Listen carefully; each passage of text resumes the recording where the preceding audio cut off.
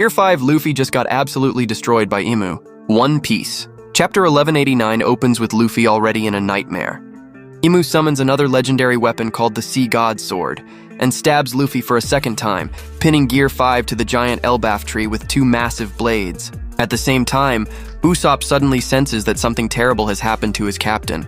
Meanwhile, the ice-trapping Gunko finally melts, but she's still unconscious.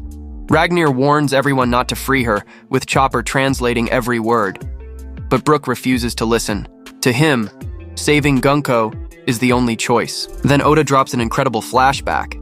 Loki remembers what Shanks told him on the day King Harold died. Shanks revealed that the world government had been preparing for a massive war all along. He warned Loki that their true enemy wasn't the Marines. It was the king of the world. He even said the final battle against that ruler would happen very soon.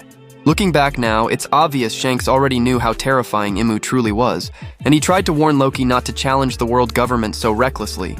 Back in the present, IMU begins arming the Holy Knights. Summers receives Graham, the Sword of Wrath, while Killingham is given the Lance of Longinus, the Spear of Holy Command, to face Zoro and Sanji. The chapter confirms that every one of these divine weapons originally belonged to the 19 kings who founded the world government 800 years ago. But the most brutal moment is what IMU says to Luffy.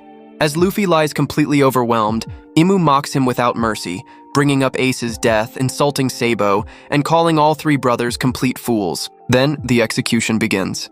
IMU raises the legendary Xingtian's axe, ready to finish Luffy once and for all. But at the very last second, Scopper Gaban appears. Moving so fast that IMU barely has time to react, Gaban leaps between them and blocks the attack with his own axe. The chapter ends with their weapons colliding in a massive explosion. We also learn the names of several legendary weapons once wielded by the 19 founding kings.